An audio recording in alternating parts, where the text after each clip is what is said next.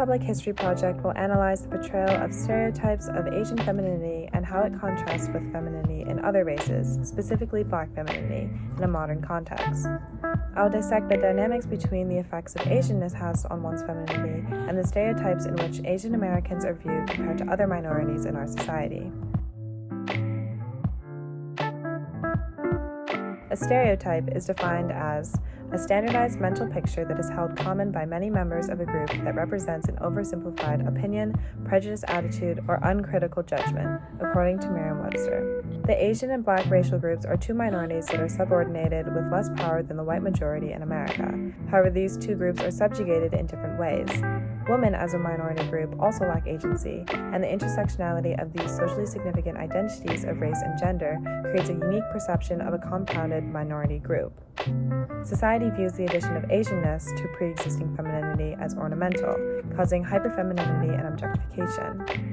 The addition of Blackness, however, is defeminizing and causes dehumanization. Stereotypes concerning Asianness have transitioned from the yellow peril to the model minorities. The term yellow peril refers to the form of xenophobia that views Oriental as a danger to society. And this is why I say in a modern context, because this view is no longer as prevalent in society. The model minority trope claims that although Asians are part of the POC community, they're still able to assimilate into Western culture without conflict, unlike other races. The stereotype that Asians are higher achieving derives from the idea of the model minority. The model minority stereotype portrays Asian people, particularly Asian youth, as being hardworking, prioritizing success and achievement. This stereotype asserts that this ambition comes from an overarching goal of compliance and rule following. This only affirms the connotation of Asian submissiveness and obedience, as well as lack of assertiveness and agency. Other stereotypes say that Asians lack interpersonal skills and the ability to be assertive.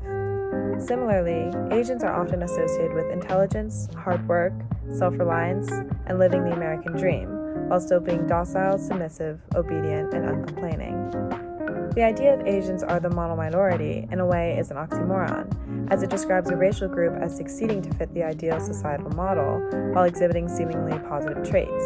On the other hand, it describes the group as a minority, with themes of inferiority. Asian Americans are seen to be segregated from the white majority. However, despite their minority status and inferiority to this majority, they are still seen as well assimilated into Western society as compared to other non-white majorities, specifically Black Americans. Black Americans are often stereotyped as criminals and menaces to society, much unlike the model minority stereotype that has been cast upon Asian Americans. Black Americans are stereotyped to be unambitious, professionally, socially, and economically. The American dream is the idea that an individual would desire to come to the States for a better life and have the opportunity to work hard for success and social advancement. Many Black Americans, specifically African Americans, did not come to America on their own free will for the dream of a better life. This feeds into the connotation of Black Americans not being goal-oriented or obedient. This idea that this racial group lacks compliance creates a stereotype of being aggressive and difficult to control. Other stereotypes about Black Americans are that they are violent, dangerous, less intelligent, aggressive, impulsive, and disobedient. All of these stereotypes dehumanize Black Americans into animalistic characteristics, a phenomenon dating back to slavery, where African Americans were thought of as such. While both Black and Asian racial groups are deprived of agency and dehumanized, it is also done so in different ways. Asians are objectified into inanimate objects, inactive, and commodified. Black people are dehumanized into animals, however active and also commodified. Both lack the ability or the responsibility to make their own decisions and must be controlled. However, Asians being obedient and Blacks being disobedient makes Asians the model minority. There exists the idea that Black people need to be subservient and controlled, while Asians are just subservient. Asian women in our modern cultural climate are portrayed as many women are stereotyped to be, however with greater intensity of hyperfeminization. Common stereotypical traits of the Asian woman are heavily tied to the ideas of femininity in the ways that they are objectified and condescended. The Asian woman is thought to be delicate, diminutive, and submissive, like a lotus blossom. She is quiet, and her physical aesthetic values and appearance are strongly considered and valued. The lotus blossom trope is one that portrays Asian women as delicate feminine flowers, fragile butterflies. She is demure, innocent, gentle, and most importantly, obedient. This trope can be traced back to many media portrayals of a gentle Oriental girl that must be saved by a Western man, such as Madame Butterfly or the musical Miss Saigon, in which a young, innocent Vietnamese girl is forced into prostitution. Women are clearly subjected in our society. However, the Asian woman is not only subjected, but is also objectified into aesthetic being. This association with inanimate objects goes a step further for Asian femininity, which is thought of as ornamental. This idea of Asianness, as it pertains to femininity, is decorative, and is thought to be an excessive addition of exoticism to a pre-existing object of femininity. Femininity is evaluated within visuality, in which women are objects on which ornaments can be displayed on. The addition of Asianness is the ornament that the mannequin of femininity is adorned with. The connotation of exoticism that Asian femininity holds is also heavily influenced by Orientalist ideas of Asianness equating to otherness. Asian women are portrayed differently than women of other races. While the addition of Asianness amplifies the concepts of femininity, the presence of other non-white races detracts from this. The connotation that the black woman has in Western culture is much different than those of the yellow woman. The trope of the angry black woman is loud, aggressive, and takes up space, all traits associated within masculinity. She is to be feared and dehumanized. An angry Asian woman is ineffective, infantilized, and even comical.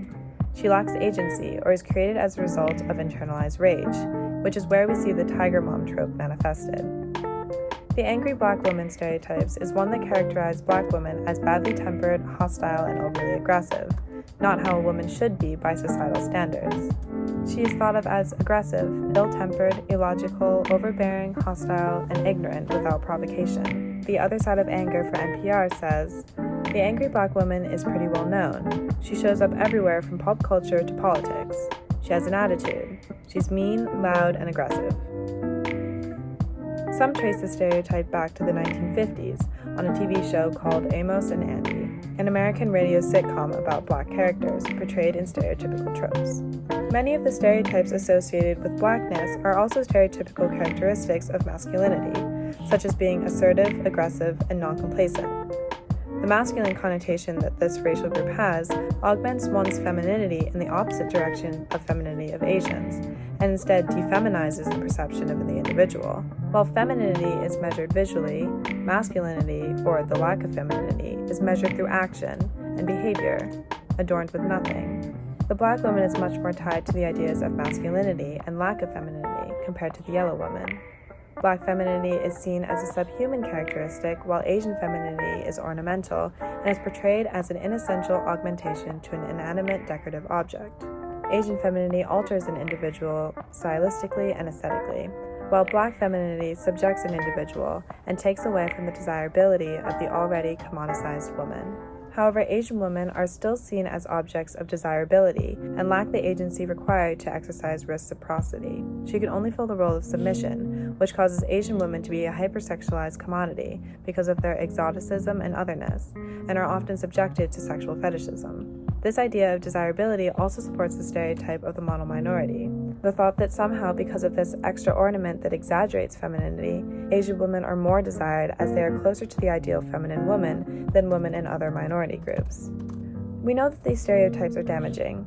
However, understanding how the intersectionality of these identities is especially detrimental to an individual's societal experience is essential to overcome the interpersonal and institutional barriers that result from that bias. The specific intersection of racial and gender stereotypes are marginalized in a unique way and hinder one's ability to achieve success academically and professionally. For Asian women, who are supposed to be quiet and non-assertive, it can be hard to advocate for themselves and break through the glass ceiling professionally. The glass ceiling is an intangible barrier within a hierarchy that prevents women or minorities from obtaining upper-level positions in career ascension and progression. Academically, it can also be difficult for Asian women to fit into the expectations of the model minority, and shortcomings are over-scrutinized for their lack of compliance. Tropes of the fragile Asian woman promote the idea that they must be dominated and cannot assume positions of authority or power, and this carries into the workplace.